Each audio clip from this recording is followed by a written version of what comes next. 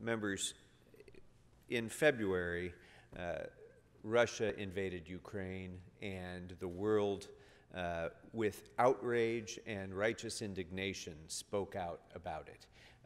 To this day, many of us around this horseshoe have the flags of Ukraine on our desks, for the simple reason that in a civilized world, it is unacceptable for any nation to cross the borders of another nation with military force, without provocation, attacking a victimized nation.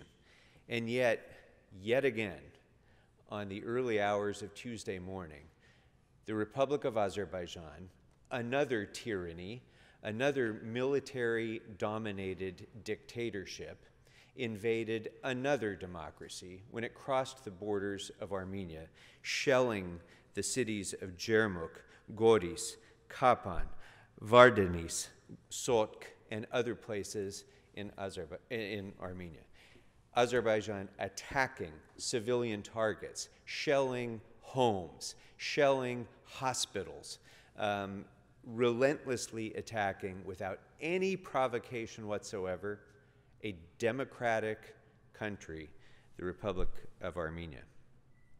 Now, this council has stood for many, many years in strong support of the people of Armenia and in strong support of Artsakh. And when this same tyrannical dictatorship of Azerbaijan invaded the Republic of Artsakh just 2 years ago, this council stood strong, demanding meaningful response, stood out on those steps, demanding that our federal government step up and do something to stop this unprovoked violence by Azerbaijan. But our government did nothing. Most of the world simply yawned and turned to the next crisis of the moment and ignored what was happening in Artsakh. And the result was the Azeris killed thousands of people, destroyed civilian targets, used cluster bombs and chemical weapons, committed countless war crimes against the Armenian people of Artsakh, and crossed the border of Armenia at that point too. And the world did nothing, opening the door to any other tin pot dictator across the globe to do the same, and basically inviting, by our own inaction, Putin to invade Ukraine. Well, I'm sorry to say that because of that inaction now, Azerbaijan is again taking advantage of Putin's setbacks in the Ukraine war to invade Armenia. And I think that it's, first of all, I want to say how much the Armenian community appreciates this council and its support. Many of you have many families in your district who right now today are worried sick about whether or not their relatives in Armenia are about to lose their homeland to this invasion, whether they may themselves be killed by this invasion.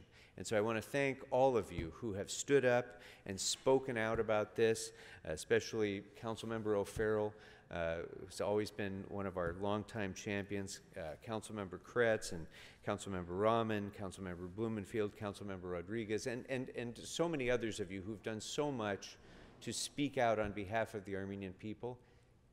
This is one of those moments that is absolutely vital that all of us and everybody who cares about democracy and cares about the rule of law and cares about the sovereignty of nations must speak out and demand action from our federal government. Tomorrow, Nancy Pelosi is traveling to Yerevan to show support for the people of Armenia. And I hope and I pray that all of you and all elected officials in the United States stand up and demand action from our federal government to once and for all put a halt to the outrageous, violent expansionism of the Republic of Azerbaijan. Thank you.